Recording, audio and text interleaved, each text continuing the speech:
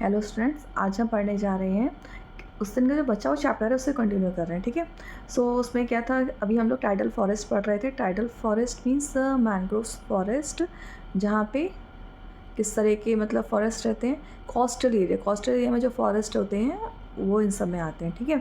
और फिर इसको हम ये या कोई भी फॉरेस्ट हम कैसे बचा सकते हैं, प्लस आप आज पढ़ोगे कि फॉरेस्टेशन और रिफॉरेस्ट इन सब में क्या अंतर होता है, इसको भी आज हम लोग क्लियर करेंगे। और प्लस हमें कोई भी फॉरेस्ट है उसको क्यों बचा के रखना चाहिए। हमारी जो वाइल्ड लाइफ है वो कितनी बुरी तरीके से ख़त्म हो रही थी, कितनी बुरी तरीके से मतलब एक के बाद एक वैरायटी ऑफ प्लांट्स थे हमारे पास, एनिमल्स थे, वो सब ख़त्म हो रहे थे, मतलब इस दुनिया से जा रहे थे, लुप्त हो रहे थे बोल सकते हैं। लेकिन उनको भी हमें किस तरह से गवर्नमेंट ने कुछ कदम उठाए, किस तरह से हमें उन्हें बचा के रखना चाहिए, क्या क्या करना चाहिए, क्या स्टेप उठाने चाहिए, ये सब आज हम इस चैप्टर में करेंगे, ठीक है। और इन प्रीवियस वीडियोस जो भी मैंने डाले उसमें कोई भी आपका कमेंट इस तरह का नहीं आया है, तो मैं तो यही समझूंगी कि अभी आपको सारे चैप्टर सारे टॉपिक्स क्लियर हो रहे हैं। इन केस अगर कोई भी चैप्टर या कोई भी टॉपिक पर्टिकुलर टॉपिक अगर आपको चाहते हो इसकी एक्सप्लेनेशन और चाहिए या आपको समझ में नहीं आया, तो मैं उसको डिटेल में और आपको यहाँ पे सेंड कर सकती हूँ वीडियो बना के।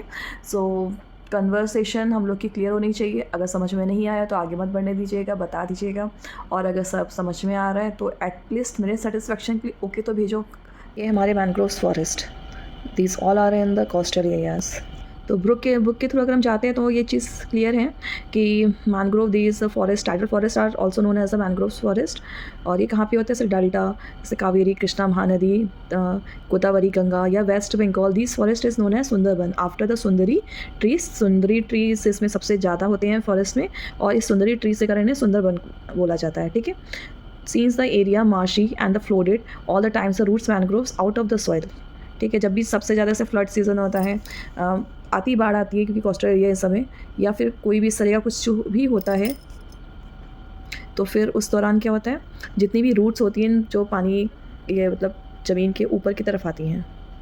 चीज़ तो हमें क्लियर हो गई कि सुंदरी जो ट्रीज़ के नाम है उनके कारण ही यहाँ पे जो फॉरेस्ट उन्हें सुंदरबन बोला जाता है। Plus since the areas marshy and flooded all the time, ये जो एरिया है अक्सर ये काफ़ी दलदली टाइप का रहता है, ठीक है। इसी कारण से जो यहाँ की जो रूट्स हैं, इन पेड़ों की जो रूट्स हैं वो ऊपर की तरफ आ जाती है, सरफेस के ऊपर रहती हैं, और जिसके कारण से उन्हें मतलब सांस लेने वाली जड़ें जैसे बोल सकते हैं, ब्रीथिंग रूट्स बोला जाता है। और this were important for the timber industry, मतलब कोई भी उद्योग, इस तरह की जो चीज़ें होती हैं इंडस्ट्री के लिए बहुत ही ज़्यादा अच्छी होती हैं। और they also provide the firewood, मतलब जलाने के लिए जो लकड़ी इससे बहुत ही कमाल की बहुत अच्छी मिलती है, ठीक है। So for industry purpose and for the firewood it's a very useful to them, ठीक है। और फिर हम आगे आप इसे मैप में अच्छे से देख सकते हैं, इंडिया का मैप है। अब इंडिया के मैप में नेचुरल वेजिटेशन मतलब जो फॉरेस्ट वेजिटेशन जो अपने आप होता है, इसमें आप क्लियरली, इसमें आपको अगर जाओगे मैप के थ्रू तो ट्रॉपिकल एवरग्रीन फॉरेस्ट इसमें दे रखा है, जो डार्क ग्रीन शेडेड है ये सारा आपका ट्रॉपिकल एवरग्रीन, मतलब हमेशा जो सदाबहार इसको वन बोलते हैं वो है। ट्रॉपिकल डिसिशियस फॉरेस्ट है। अब डिसिशियस फॉरेस्ट कौन से होते हैं, जिनको मानसून फॉरेस्ट बोलते हैं। मोंटाना फॉरेस्ट ज़्यादा कुछ नहीं, कॉर्नफिश फॉरेस्ट को मोंटाना फॉरेस्ट बोलते हैं, जो मतलब बहुत ही हाई एल्टीट्यूड में मिलता है, ठीक है। जो इनका जो एल्टीट्यूड होता है बहुत ज़्यादा हाई होता है, माउंटेन्स में, हिलीज में ये सब इस तरह के फॉरेस्ट पाए जाते हैं। फिर नेक्स्ट था आपका मैंग्रोव फॉरेस्ट, जिसके बारे में पढ़ रहे हैं, टाइडल फॉरेस्ट। फिर है ट्रॉपिकल थॉर्न फॉरेस्ट, मतलब जहाँ कांटेदार हैं। ये सबको बाय कलर डिफरेंट किया गया है, और इसी के थ्रू आप जब मैप देखोगे तो आपको अच्छे से समझ में आ जाएगा, ठीक। फिर एक छोटी सी एक्सरसाइज आएगी आपकी, जैसे name some trees whose wood is useful making furniture में कौन कौन से पेड़ों की लकड़ी यूज़ होती है, तो साल, पाइन, मैगोनी एंड देवदार। फिर why do kikar and babool have a small, इनकी छोटी छोटी पत्ती होती है to prevent the water loss due to the excessive heat. बहुत ज़्यादा गर्मी जो इनके चारों तरफ फैली हुई है उसके कारण का जो पानी की जो कंटेंट्स है, मतलब पानी जो इनके अंदर स्टोर होता है वो बहुत जल्दी ख़त्म हो जाता है। इसी कारण छोटी पत्तियों के होने के कारण इनमें जो वाटर लॉस की जो दिक्कत है वो थोड़ी बहुत कम होती है। फिर नेक्स्ट आता है आपका कंजर्वेशन ऑफ फॉरेस्ट को क्यों बचाना चाहिए, तो पहले हम समझते हैं डिफॉरेस्टेशन, ठीक है। आपको सभी को पता है जो ह्यूमंस होते हैं बहुत ज़्यादा सेल्फिश होते हैं, अपने फ़ायदे के लिए वो लोग वाइल्ड एनिमल्स को भी यूज़ करते हैं, वाइल्ड लाइफ में जो भी चीज़ें होती हैं उन सबका यूज़ करते हैं। जहाँ काम निकल जाता है तो वो लोग आके बढ़ जाते हैं। आपने इतनी यहाँ तक भी देखा होगा कि कुछ भी एक्सीडेंट कुछ भी होता है तो लोग अक्सर वीडियो बनाने में मशरूफ़ हो जाते हैं, ना कि उनकी हेल्प करते हैं। सो डिफॉरेस्टेशन, जो बहुत ही बड़ी तादाद में पेड़ काटे जाते हैं उसे डिफॉरेस्टेशन बोलते हैं, ठीक।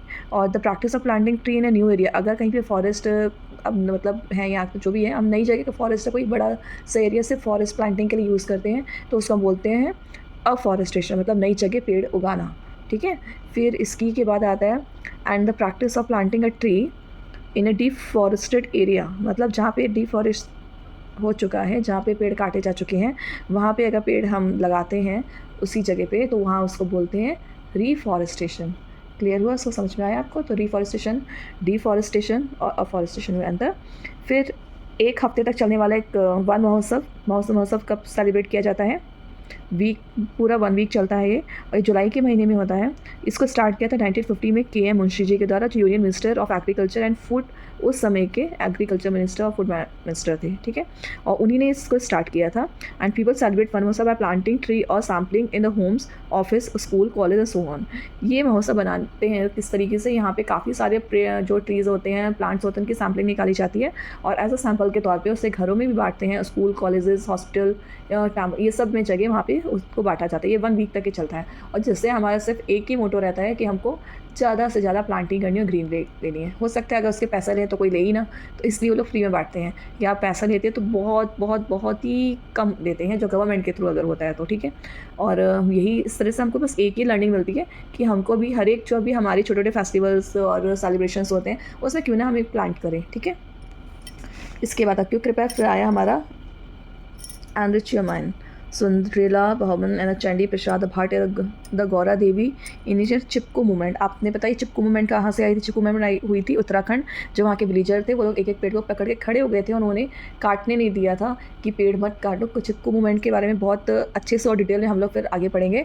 तो फिलहाल मैं आपको इतना बताती हूँ कि 1974 में चिपको मूवमेंट हुआ था, जो उत्तराखंड के जंगलों में हुआ था। वहाँ विलेजर पेड़ों को गले लगा के काफ़ी दिन तक खड़े रहते, ना खाना पीना हर चीज़ भूल चुके थे। उनके दिमाग के पास ये था कि ये पेड़ नहीं कटने चाहिए, और इसी तरह से उन्होंने पूरे फॉरेस्ट की रक्षा करी थी।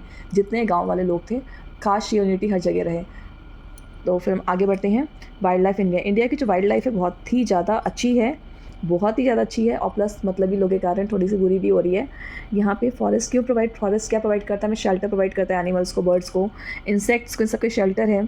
और लेकिन आगे क्या आता है? Deforestation, hunting, poaching and use the forest resources, animals and the being hunted poaches for the fun, for their skin, every thorns and the other body parts। इनके बॉडी पार्ट को नोच के इंसान अपने फ़न के लिए, अपने इंजॉयमेंट के लिए हाँ वहाँ बेचता है, स्मगलिंग कर, तो हर चीज़ होती है।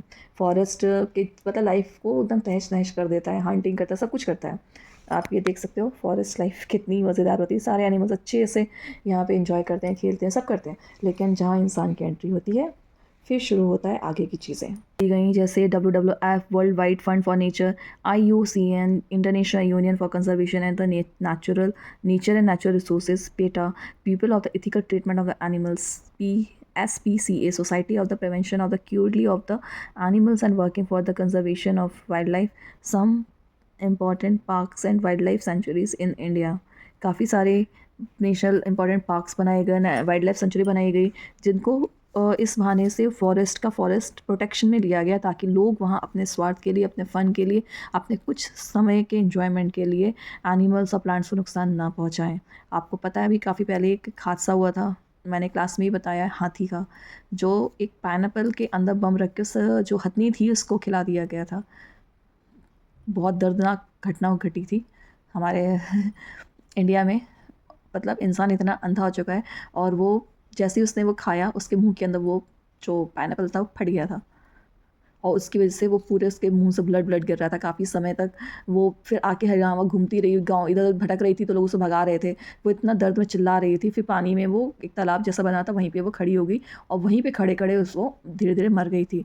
का दिन रात वो बेचारी चिल्लाती थी, और उसके पेट में एक छोटा सा बच्चा भी था उसी का। चलिए आगे बढ़ते हैं, बात करते हैं अपने इंडिया में काफ़ी सारे पार्क और नेशनल सेंचुरीज बनाई गई हैं एनिमल्स के लिए, जो हैं कॉर्बेट नेशनल पार्क, जो कहाँ पे है? उत्तराखंड। फिर कान्हा नेशनल पार्क सॉरी, जो मध्य प्रदेश में है। फिर गिर वाइल्ड लाइफ सेंचुरी गुजरात में है। सुंदरबन वेस्ट बंगाल में है। और प्रिया सेंचुरी केरला, सरिस्का रणथंबोर जो राजस्थान में है। काजीरंगा या मानस असम में है। राजीव गांधी नेशनल पार्क आंध्र प्रदेश में है। अब आप मुझको बताइए, एक मिनट, ये आप देख सकते हो सारी wild life centuries and the bird sanctuary national park ये सब यहाँ पे आपको मैप में बहुत अच्छे से समझा रखे हैं। आप इसका एक स्क्रीनशॉट ले सकते हो अगर आपको समझना है तो, और अगर आपके पास सेम बुक है तो आप उसके थ्रू जा सकते हो, ठीक है। और मैं आपको से ये बताना चाह रही थी कि आप लोग इन जो भी मैंने अभी नेम्स बताए हैं नेशनल पार्क हैं, इनमें से आप किसी एक में भी अगर गए हो तो कमेंट में ज़रूर बताइए कि आप कौन से वाले में गई थी। अगर मैं अपनी बात करूँ तो मैं जिम कॉर्बेट नेशनल पार्क में जा चुकी हूँ, सुंदरबन में जा चुकी हूँ, और फिर जो काज़ीरंगा है जस्ट उसके बॉर्डर से आई थी, वहाँ जा नहीं पाई थी क्योंकि टाइम की काफ़ी कमी थी। वो अभी जो लास्टली अभी जो छुट्टियाँ पड़ी थी तो तभी मैं गई थी, तो किसी कारण से कम हो नहीं पाया था, टाइम कम था, ऑलरेडी 15 दिन का हम लोग का टूर बन चुका था।